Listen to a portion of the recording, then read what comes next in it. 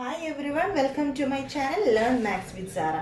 ഇന്ന് നമ്മൾ ഡിസ്കസ് ചെയ്യാൻ പോകുന്നത് 10th സ്റ്റാൻഡേർഡിന്റെ തേർഡ് ചാപ്റ്റർ ആയിട്ടുള്ള മാത്തമാറ്റിക്സ് ഓഫ് ചാൻസ് അഥവാ സാധ്യതകളുടെ ഗണിതമാണ്. ഈ ചാപ്റ്ററിലുള്ള ജോമെട്രിക്കൽ പ്രോബബിലിറ്റി അഥവാ ജ്യാമിതീയ സാധ്യത ആണ് നമ്മൾ ഡിസ്കസ് ചെയ്തുകൊണ്ടിരിക്കുന്നത്. അപ്പോൾ അതിലുള്ള ഫസ്റ്റത്തെ ടെക്സ്റ്റിൽ കൊടുത്തിട്ടുള്ള ആക്ടിവിറ്റിയും അതുപോലെ തന്നെ എക്സസൈസ് പ്രോബ്ലത്തിൽ ആദ്യത്തെ ജ്യാമിതീയ രൂപത്തിന്റെ പ്രോബബിലിറ്റി നമ്മൾ കണ്ടുപിടിച്ചു. ഇന്ന് നമ്മൾ ഡിസ്കസ് ചെയ്യാൻ പോകുന്നത് ബാക്കി 4 ജ്യാമിതീയ രൂപങ്ങളുടെ പ്രോബബിലിറ്റി കാണുന്നതാണ്. അപ്പോൾ നമ്മൾ ക്വസ്റ്റ്യൻ കഴിഞ്ഞ വീഡിയോയിൽ നമ്മൾ പറഞ്ഞിട്ടുണ്ട്. ഫസ്റ്റ് ക്വസ്റ്റ്യൻ ഇതാണ്: in the picture below the explanation of the green part is given.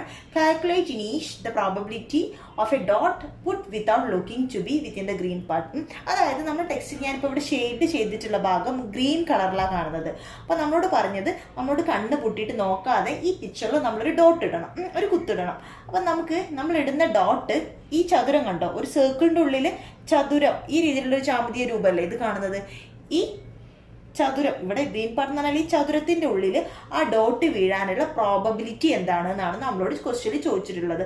അപ്പോൾ ഈ പിക്ചറിൻ്റെ എക്സ്പ്ലനേഷൻ നമുക്ക് തന്നിട്ടുണ്ട്. ഈ പിക്ചറിനെ പറ്റി ടെക്സ്റ്റിൽ പറഞ്ഞിട്ടുള്ളത് ഇതാണ്: A square with all vertices on A circle. എന്താണ് ഈ പിക്ചറിന്റെ പ്രത്യേകത? ഒരു സ്ക്വയർ ആണ് with all vertices on A circle.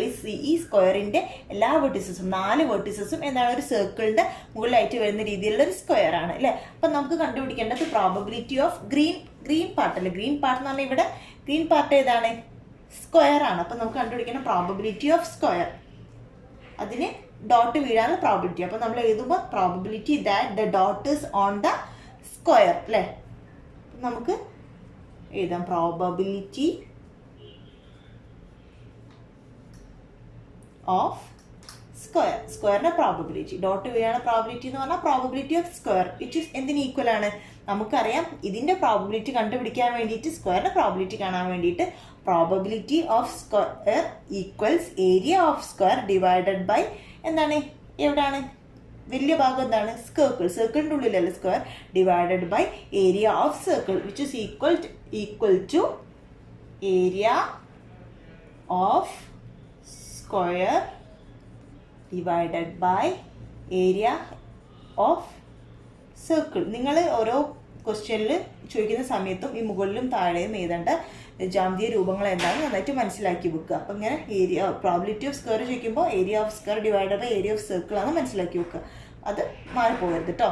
Okay, which is equals എന്താണ്? ഏരിയ ഓഫ് സ്ക്വയറും ഏരിയ ഓഫ് സർക്കിളും. നമുക്കിവിടെ സൈഡ്സ് ഒന്നും തന്നിട്ടില്ല അല്ലേ, വശങ്ങളൊന്നും തന്നിട്ടില്ല. സർക്കിളിൻ്റെ ഏരിയ കാണാനാണെങ്കിൽ നമുക്ക് റേഡിയസ് അറിയണം, റേഡിയസ് ഒന്നും തന്നിട്ടില്ല. അപ്പം നമുക്ക് തരാത്ത സമയത്ത് നമുക്ക് എന്ത് ചെയ്യാം? നമുക്ക് എ ബി എന്നൊക്കെ നമുക്ക് കൊടുക്കാം. അപ്പം നമുക്ക് സ്ക്വയറിൻ്റെ ഒരു സൈഡ് നമുക്ക് എ ആണെന്ന് വിചാരിക്കാം. അങ്ങനെയാണെങ്കിൽ നമുക്ക് എന്താ അറിയാം, ഒരു സ്ക്വയറിൻ്റെ ഒരു വശം എ ആണെങ്കിൽ ആ സ്ക്വയറിൻ്റെ ഡയഗണൽ ഇതാവാം അല്ലെങ്കിൽ ഇതാവാം. എന്താണ്? A√2 ആണ് അല്ലേ. അപ്പം നമുക്ക് ഇത് എന്ന് എടുക്കുകയാണെങ്കിൽ അതിൻ്റെ ഡയഗണൽ A√2 ആണെന്ന് കിട്ടി. ഈ A√2 ആയിട്ടുള്ള ഡയഗണൽ എന്തായിട്ടാണ് വരുന്നത്? ഈ സർക്കിളിൻ്റെ ഡയമീറ്റർ ആയിട്ടാണ് വരുന്നത് അല്ലേ. ഈ സർക്കിളിൻ്റെ വ്യാസമായിട്ടാണ് A√2 വരുന്നത്. അപ്പം നമുക്ക് ഏരിയ കാണാനുള്ള ഇക്വേഷൻ എന്താണ്? സർക്കിളിൻ്റെ കേസിലാണെങ്കിൽ ഏരിയ കാണാനുള്ള ഇക്വേഷൻ എന്ന് പറയുന്നത് A² അല്ലേ. സോറി, സ്ക്വയറിൻ്റെ കേസിലാണെങ്കിൽ A² അല്ലേ. സർക്കിളിൻ്റെ കേസിൽ എന്താണ്? πr². അപ്പോൾ റേഡിയസ് നമുക്ക് കണ്ടുപിടിച്ചൂടെ? ഇതിപ്പോൾ സർക്കിളിൻ്റെ ഡയമീറ്റർ ആണ് A√2. അപ്പോൾ റേഡിയസ് എന്ന് പറഞ്ഞാൽ അതിൻ്റെ പകുതിയാണ്. അപ്പോൾ ഈ സർക്കിളിൻ്റെ റേഡിയസ് എന്തായിരിക്കും? A√2/2. അപ്പം റേഡിയസ് എന്ന് പറയുന്നത് A√2/2 എന്ന് കിട്ടി. ഇനി നമുക്ക് രണ്ടിടത്തിൻ്റെ ഏരിയ കണ്ടുപിടിച്ചൂടെ? ഏരിയ ഓഫ് സ്ക്വയർ എന്താണ്? വശം A ആണ്. Area of square A². Area of circle πr² ആണ് അല്ലേ. πr². ഇവിടെ r എന്താണ്? A√2/2. അപ്പോൾ A√2/2 ഹോൾ സ്ക്വയർ. ഇനി നമുക്ക് ഈ സ്ക്വയർ ഉള്ളിലേക്ക് എടുത്ത് എഴുതാം. A² divided by πa². √2² എന്തായിട്ട് മാറും? √2 × √2 എന്ന് പറയുന്നത് 2 ആവും. അപ്പോൾ 2 നമുക്ക് ഇവിടെ എഴുതാം. 2πa² ഡിവൈഡഡ് ബൈ 2² എന്നാണ് ഈ അടിയിലുള്ള 2² 4 ആയി /4.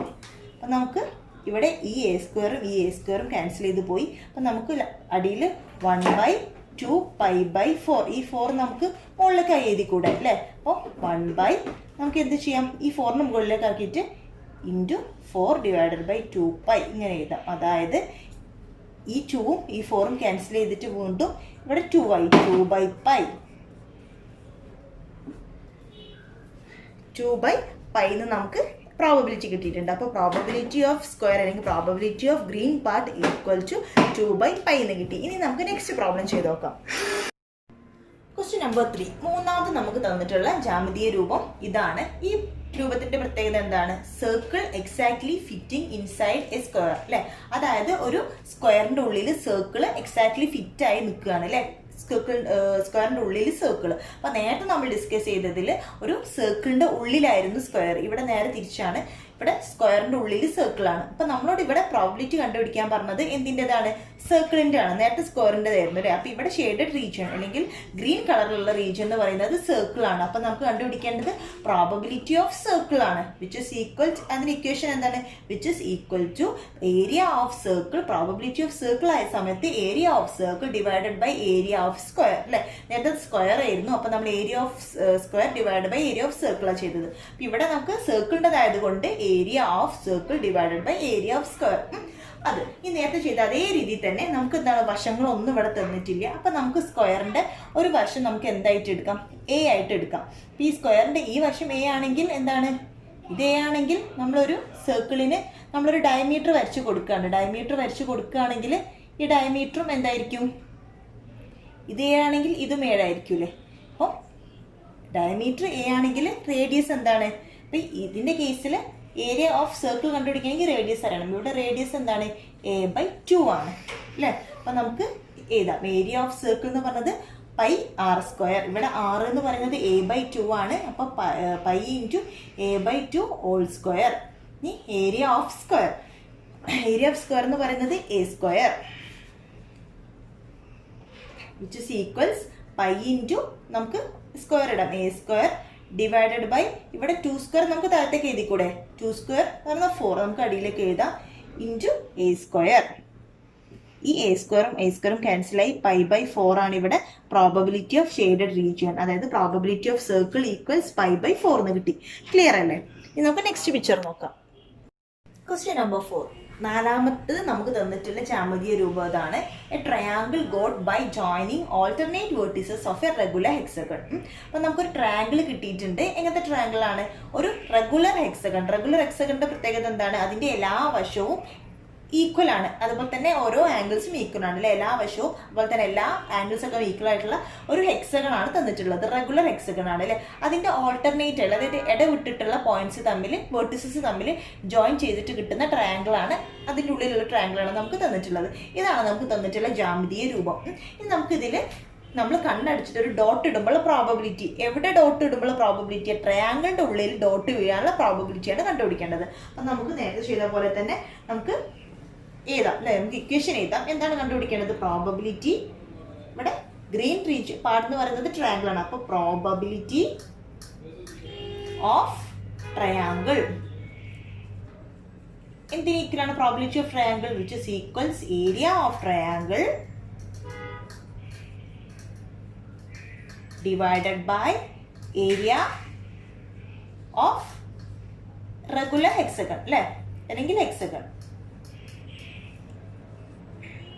ആണ് കണ്ടുപിടിക്കേണ്ടത്. അപ്പൊ നമുക്ക് നേരത്തെ നമ്മൾ ചെയ്തത് എന്തായിരുന്നു? നമ്മളൊരു വശത്തിന് എ എന്ന് കൊടുത്തു. എന്നിട്ട് അത് വെച്ചിട്ട് ഒരു വശം എ ആണെങ്കിൽ ഒരു ഇപ്പം നമ്മൾ ഹെക്സഗണിന്റെ ഒരു സൈഡ് എ ആണെങ്കിൽ ഈ ടോട്ടൽ ഹെക്സഗണിന്റെ ഏരിയ എന്താണോ ആ ഇക്വേഷൻ നമ്മൾ എടുത്തു. പിന്നെ അതിൽ നിന്നും ഈ ട്രയാങ്കിളിന്റെ ഒരു വശം കണ്ടുപിടിച്ചിട്ട് ട്രയാങ്കിളിന്റെ ഏരിയ കണ്ടുപിടിച്ചു. പക്ഷെ നമ്മൾ ആ രീതിയല്ല നമ്മൾ ഇവിടെ ഫോളോ ചെയ്യുന്നത്. ആ രീതി ഫോളോ ചെയ്യുന്നതിന് തെറ്റില്ല. പക്ഷെ അതിന്റെ നമ്മൾ സ്റ്റെപ്പ് എന്നൊക്കെ പറയുന്നത് കുറച്ചൊരു നിങ്ങൾക്ക് ഓർത്ത് വെക്കാനൊക്കെ ഒരു ബുദ്ധിമുട്ടായിരിക്കും. അത് വേണ്ട. നമുക്ക് എപ്പോഴും എളുപ്പമുള്ള രീതിയിൽ പഠിക്കുന്നതല്ല ഇഷ്ടം. സോ നമുക്ക് എളുപ്പമുള്ള രീതിയിൽ പഠിക്കാം. അപ്പം നമുക്ക് ഏരിയ, നമുക്ക് സാധാരണ വശം നമ്മൾ ഏന്ന് എടുത്തിട്ടാണ് നമ്മൾ ഏരിയ കണ്ടുപിടിച്ചത്. അപ്പം നമുക്ക് ആ രീതി ഒഴിവാക്കിയിട്ട് ഇവിടെ നമുക്ക് വേറൊരു രീതി ചെയ്യാം. ഈ ക്വസ്റ്റ്യനിൽ നമുക്ക് എന്ത് ചെയ്യാം? നമുക്ക് എക്സ്ട്രാ 2 ലൈൻ കൂടി ഇതിൽ വരച്ചു കൊടുക്കാം. എങ്ങനെ? ഇതാണ് സെൻറ്റർ അല്ലേ. ഇതാണ് ഈ രൂപത്തിന്റെ, ഈ പിക്ചറിന്റെ സെന്റർ. ഇത് സെന്റർ ആണെന്നുണ്ടെങ്കിൽ നമുക്ക് ഇങ്ങനെ 3 ലൈൻ ഇങ്ങനെ വരയ്ക്കുമ്പോൾ നമുക്ക് എന്ത് കിട്ടി? ഇവിടെ ഒരു 3 ട്രയാങ്കിൾ കിട്ടി. ഈ 3 ട്രയാങ്കിളും എന്താണ്? ഇതൊരു റെഗുലർ ഹെക്സഗൺ ആയതുകൊണ്ട് തന്നെ ഈ 3 ട്രയാങ്കിളും ഇതൊരു ഇക്വലാറ്റർ ട്രയാങ്കിൾ, ഇത് റെഗുലർ ഹെക്സഗൺ ആയതുകൊണ്ട് ഇതൊരു ഇക്വലാറ്റർ ട്രയാങ്കിളും ആണ്. അതുകൊണ്ട് തന്നെ ഈ 3 ട്രയാങ്കിളും ഈക്വൽ ആണ്.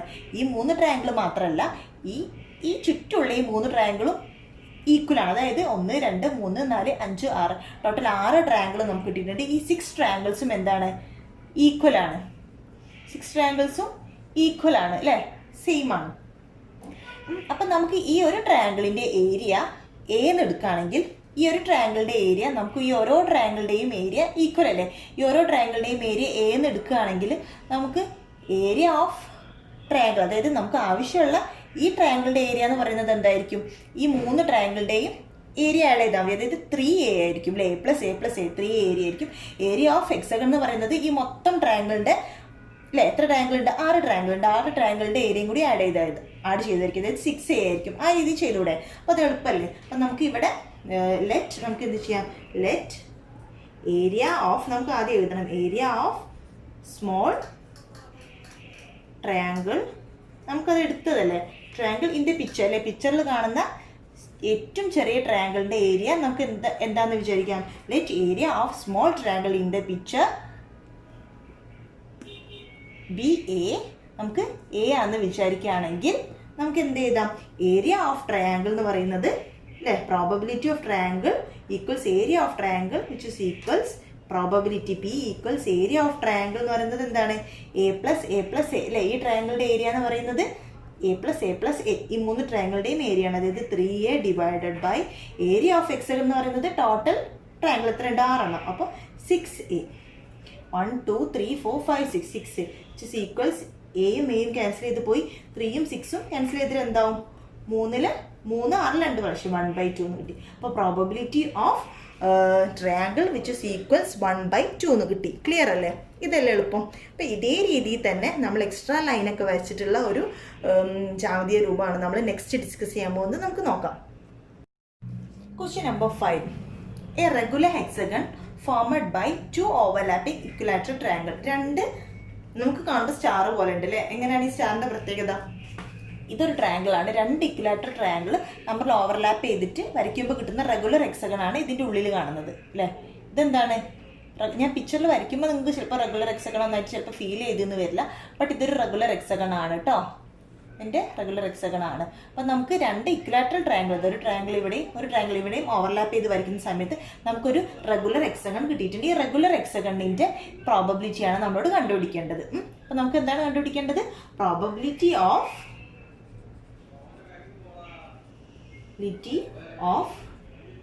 Regular hexagon. അപ്പം എന്താണ് probability of regular hexagon? Area of hexagon divided by area of എന്താണ് ഇവിടെ? ഓവർലാപ്പിംഗ് ഇക്വിലാറ്ററൽ ട്രയാങ്കിൾ ആണ് മൊത്തം രൂപം. അപ്പോൾ area of regular hexagon divided by area of overlapping equilateral triangle അല്ലേ. ഈ മൊത്തം രൂപത്തിൻ്റെ ഏരിയ കാണണം. ഓവർലാപ്പിംഗ് ഇക്വിലാറ്ററൽ ട്രയാങ്കിൾ ആണ് കണ്ടുപിടിക്കേണ്ടത്. അപ്പോൾ നമുക്ക് ഈ ഹെക്സഗണിൻ്റെ ഏരിയ കണ്ടുപിടിക്കുക. അപ്പോൾ നമ്മൾ വശത്തിന് ഏന്ന് എടുത്തിട്ട് ഹെക്സഗണിൻ്റെ ഏരിയ കണ്ടുപിടിക്കുക. പിന്നെ ഈ ഓരോ ഭാഗത്തിൻ്റെയും ഏരിയ ഒക്കെ എടുത്ത് കാണാമെന്നൊക്കെ പറഞ്ഞാൽ ബുദ്ധിമുട്ടല്ലേ. അപ്പം നമുക്ക് എന്ത് ചെയ്യാം? നമ്മൾ നേരത്തെ ചെയ്ത രീതിയിൽ തന്നെ നമുക്ക് ഈ പിക്ചറിൽ എന്ത് ചെയ്യാം? നമ്മൾ കൺസ്ട്രക്ഷൻ ചെയ്യാം. നമ്മളിതിൻ്റെ സെൻറ്റർ ഇതാണെന്ന് വിചാരിക്കുക. ഇതിൽ നിന്ന് നമ്മളിങ്ങനെ ഈ ഹെക്സഗണിൻ്റെ എല്ലാ വേർട്ടിസസിലേക്കും നമ്മൾ ലൈന് വരച്ചു കൊടുക്കുക. എല്ലാ വേർട്ടിസസിലേക്കും ലൈന് വരയ്ക്കുന്ന സമയത്ത് നമുക്ക് എന്ത് കിട്ടി? കുറേ ട്രയാങ്കിൾ കിട്ടുന്നുണ്ട്. സോ അങ്ങനെ എത്ര ട്രയാങ്കിൾ നമുക്ക് കിട്ടി? 1 2 3 മുകളിൽ 3 താഴെ 3 6 ട്രയാങ്കിൾ കിട്ടി. ഈ 6 ട്രയാങ്കിളിൻ്റെയും പ്രത്യേകത എന്താണ്? ഈ 6 ട്രയാങ്കിളിൻ്റെയും ഏരിയ ഈക്വൽ ആണ്. ഈ 6 ട്രയാങ്കിളിൻ്റെ ഏരിയ മാത്രമല്ല, ഇതിൻ്റെ മുകളിൽ കാണുന്ന 1 2 3 4 5 6 ഈ ചുറ്റുമുള്ള 6 ട്രയാങ്കിളിൻ്റെയും എന്താണ്? ഏരിയ എന്താണ്? ഈക്വൽ ആണ്. എന്തുകൊണ്ടാണ്? ഇത് റെഗുലർ ഹെക്സഗൺ ആയതുകൊണ്ടാണ് അല്ലേ. അപ്പം നമുക്ക് ഇക്വിലാറ്ററൽ ട്രയാങ്കിളും ആണ്, ഹെക്സഗൺ ആയതുകൊണ്ട് തന്നെ ഈ എല്ലാ ട്രയാങ്കിളുടെയും ഏരിയ എന്താണ്? ഈക്വൽ ആണ്. ഇപ്പം നമുക്ക് നേരത്തെ ചെയ്ത പോലെ തന്നെ ഏരിയ ഓഫ് ഹെക്സഗൺ എന്ന് പറയുമ്പോൾ നമുക്ക് എന്ത് ചെയ്താൽ മതി? ഈ ഓരോ ട്രയാങ്കിളുടെ ഏരിയ ആഡ് ചെയ്താൽ പോരെ. എന്താണ്? എത്ര ട്രയാങ്കിൾ ഉണ്ട്? 1 2 3 4 5 6 അല്ലേ. ഇപ്പം ഏരിയ ഓഫ് ഹെക്സഗൺ എന്ന് പറയുന്നത് 6A divided by area of overlapping equilateral triangle. ഈ മൊത്തം രൂപത്തിൽ എത്ര ട്രയാങ്കിൾ ഉണ്ട്? ഇവിടെ 6ഉം പിന്നെ ചുറ്റും 6ഉം അല്ലേ. അപ്പോൾ 12A. അപ്പം ഇത് ക്യാൻസൽ ചെയ്ത് പോയിട്ട് 6ൽ 12 2 പ്രാവശ്യം. അപ്പോൾ നമുക്ക് 1/2 എന്ന് കിട്ടും. അപ്പോൾ പ്രോബബിലിറ്റി ഓഫ് റെഗുലർ ഹെക്സഗൺ എന്ന് പറയുന്നത് എന്താണ്? 1/2 ആണ്. സോ നമ്മൾ ഈ സെക്ഷനിലുള്ള എല്ലാ ജാമിതീയ രൂപങ്ങളുടെയും പ്രോബബിലിറ്റി ഒക്കെ ഡിസ്കസ് ചെയ്തിട്ടുണ്ട്. നമ്മൾ ഡിസ്കസ് ചെയ്തിട്ടുള്ള കാര്യങ്ങളൊക്കെ നിങ്ങൾക്ക് ക്ലിയർ ആയെന്ന് വിചാരിക്കുന്നു. അപ്പോൾ എന്തെങ്കിലും ഡൗട്ട് ഉണ്ടെങ്കിൽ നമുക്ക് താഴെ കമൻറ്റ് ചെയ്യാം. സോ നമ്മൾ ഈ ചാപ്റ്ററിലുള്ള ഇനിയുള്ള സെക്ഷനും അതിൻ്റെ എക്സസൈസ് പ്രോബ്ലം ഒക്കെ ആയിട്ട് നെക്സ്റ്റ് വീഡിയോയിൽ വരുന്നതായിരിക്കും. Keep watching and thank you for watching.